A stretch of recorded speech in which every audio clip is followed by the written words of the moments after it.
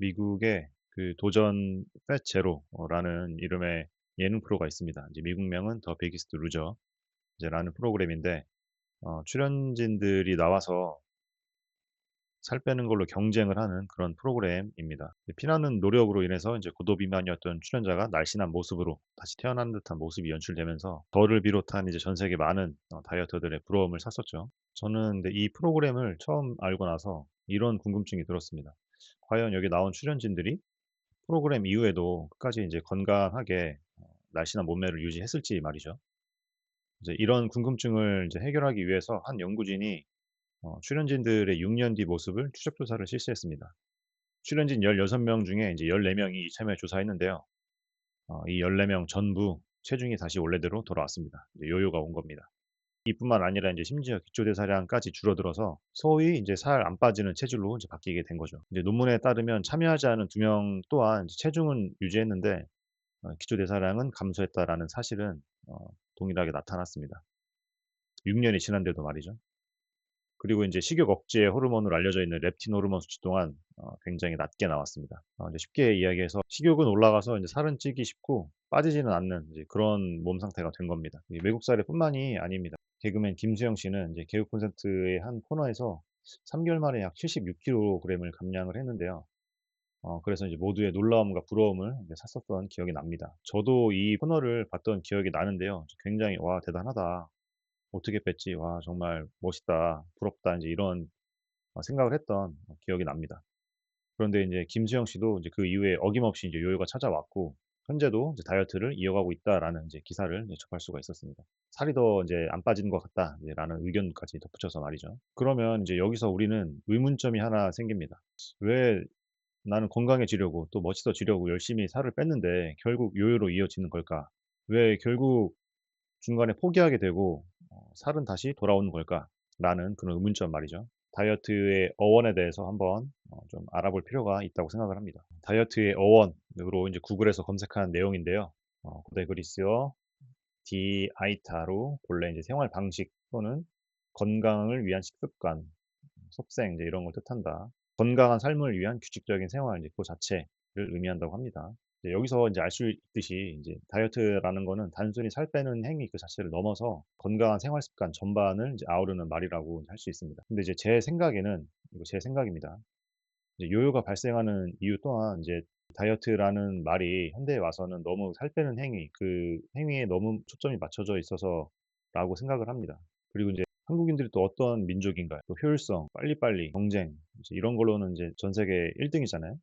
이제 그러다 보니까 너무 이 다이어트라는 말이 빨리 살 빼는 행위라는 인식이 좀 생긴 것 같아요. 그리고 인제 요요의 원인이 이제 이런 인식에서 오는 게 아닌가라고 저는 이렇게 생각을 하고 있습니다. 그러면 '아 빨리 빼는 게 뭐가 문제냐. 건강해지려고 살 빼는 거 아니냐.'라고 인제 생각을 하실 수가 있는데 이제 요요가 오는 그 이유에 대해서 좀 더 자세히 알기 위해서는 우리 인체뿐만이 아니라 모든 동물의 그 항상성이라는 개념을 좀 이해할 필요가 있어요. 쪼끔 어려울 수 있는데 별거 아닙니다. 항상성은 이제 우리 몸이 균형을 맞추려는 모든 생리적인 특성을 이야기해요. 예를 들면은 우리가 추우면 몸에 열을 내기 위해서 몸이 떨립니다. 반대로 더울 때는 땀을 흘려서 몸에 열을 낮추려고 하죠. 균형을 맞추려고 하는 겁니다. 이제 이 모든 반응이 항상성이라는 특성이에요. 그리고 인제 이 항상성이라는 개념은 우리가 다이어트를 할 때도 똑같이 적용이 되는데요. 바로 우리의 몸 또한 그 현재 우리가 가지고 있는 몸무게를 기본값으로 인식을 합니다. 그래서 그 기본값에서 벗어나지 않으려고 이 기본값으로 다시 돌아오려는 그런 특성이 있습니다. 여기 인제 1995 년에 실시된 논문이 하나 있는데요.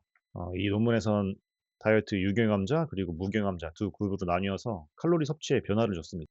역시나 인제 칼로리를 평소보다 적게 섭취한 그룹에서는 기초 대사량이 줄어들었고요. 그리고 반대로 칼로리를 더 섭취한 그룹에서는 기초 대사량이 올라갔습니다. 쉽게 이야기해서 인제 칼로리를 적게 섭취하면은 몸은 이제 환경 변화 영양이 적게 들어오는 그 환경 변화에 맞춰서 에너지 효율을 높이려는 쪽으로 이제 반응을 한다는 이야기입니다. 이런 기제는 사실 수백만 년 전에는 생존에 굉장히 유리했습니다. 왜냐하면 먹을 게 풍족하지 않았던 과거에는 만약에 음식을 에너지를 섭취를 하지 못하면 에너지 대사를 줄여서 생존 확률을 높일 수가 있었던 거죠. 반대로 너무 뚱뚱해지면 사냥을 하는데 불리하니까 에너지를 더 태워서 날씬한 몸을 유지하려고 했던 겁니다. 그런데 이제 현대에서는 오히려 이런 생리적인 특성이 살 빼는 걸 굉장히 어렵게 만드는 거죠. 이제 한번 냉장고를 생각해 볼까요? 이제 냉장고에 어느 순간 음식이 채워지지 않고 점점 텅 비어간다고 가정을 한번 해보겠습니다. 그럼 이제 미래의 음식 부족에 대비해서 이제 들어있던 음식, 냉장고 안에 있던 음식을 점점 더 아껴서 먹으려고 이제 할 겁니다. 이게 바로 이제 우리 몸에서 일어나는 현상이에요. 갑작스럽게 살을 빼게 되면 인체가 이제 생존 모드를 발동시키는 겁니다. 쉽게 얘기해서 핸드폰 저전력 모드가 이제 켜지는 거죠. 이제 이 이야기들을 요약하자면 이런 대사 흐름으로 요약을 할 수가 있습니다. 대부분의 이제 비만인 사람들은 항상성이라는 시스템 때문에 몸무게, 무게중심이 굉장히 높게 형성이 되어 있습니다. 비만이 되기까지 뭐 갑자기 비만이 된 건 아니니까요. 우리 몸이 천천히 비만으로 가는 그 과정에 익숙해진 거죠. 이제 그렇기 때문에 이제 살을 갑자기 빼게 되면 저전력 모드, 생존 모드가 발동을 해서 기초 대사율은 감소하고 또 뇌에서는 식량이 부족하다고 이제 인식을 해서 더 먹어라, 먹을 거를 더 찾아라라는 이제 신호를 보내게 되는 겁니다. 이런 내용과 관련해서 대한내분비학회 소식지의 사이트에서 이제 발췌를 한 글인데요. 우리가 너무 간편한 음식을 손쉽게 구할 수 있다 보니까 높은 체중 조절점에서 새로운 항상성 균형을 형성하는 이 안정적인 비만 상태가 이제 유발되는 겁니다. 그리고 이런 비만 상태를 유발하는 가장 주요한 원인 중에 하나는 바로 이 고탄수화물, 과자, 아이스크림, 가당음료 같은 우리가 흔히 이야기하는 이제 초가공식품들이 이제 그 주요한 원인 중에 하나라고 볼 수 있습니다. 너무 쉽고 싸고 빠르게 구할 수 있다 보니까 우리가 그만큼 이 음식에 중독될 확률도 높아지는 거예요. 지금까지 이제 알아본 사실로 봤을 때 사실 다이어트는 의지의 문제가 아닙니다. 생존 본능의 문제이기 때문에 우리가 우리의 의지로 이 본능을 꺾을 수가 없어요. 뭐 식욕, 성욕, 수면욕, 이 인간의 3대 욕구를 우리가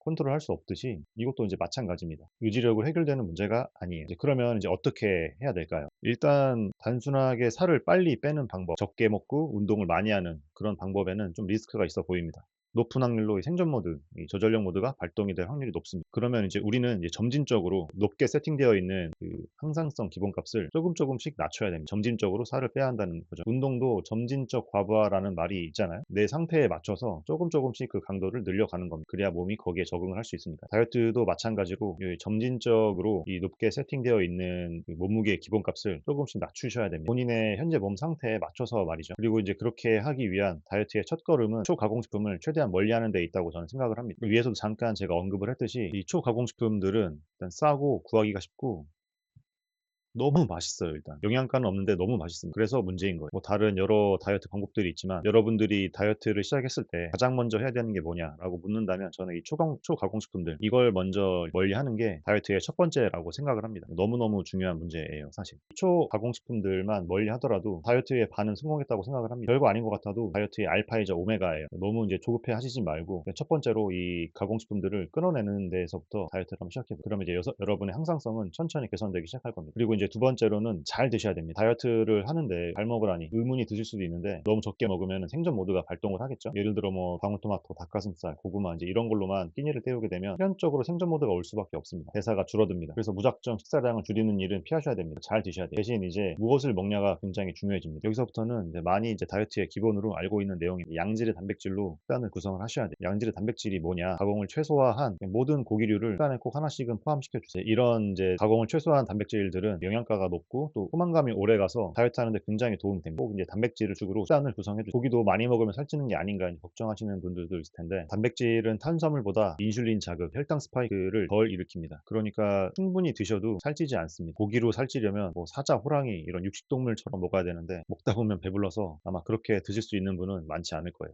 그러니까 걱정하지 마시고 꼭 식단에 양질의 단백질을 포함시켜서 양껏 마음껏 식사를 하세요. 이렇게 이제 안 좋았던 비만을 유발하는 음식들을 제거하고 단백질 위주의 식단으로 구성을 하시다 보면 점점 높게 형성되어 있던 나의 기본 몸무게 세팅값이 조금씩 정상으로 되돌아가시는 걸 느낄 수가 있습니다. 그리고 이제 이렇게 해야 몸이 저전력 모드가 켜지지 않아서 요요 없는 다이어트를 하실 수가 있는 겁니다. 이번 영상에서는 이제 요요가 그 원인, 그 항상성에 대해서 한번 알아봤는데요. 다음 영상에서는 다이어트에 도움이 되는 기본 원칙들에 대해서 자세히 한번 알아보는 시간을 갖도록 하겠습니다. 여러분의 건강한 다이어트를 기원합니다. 감사합니다.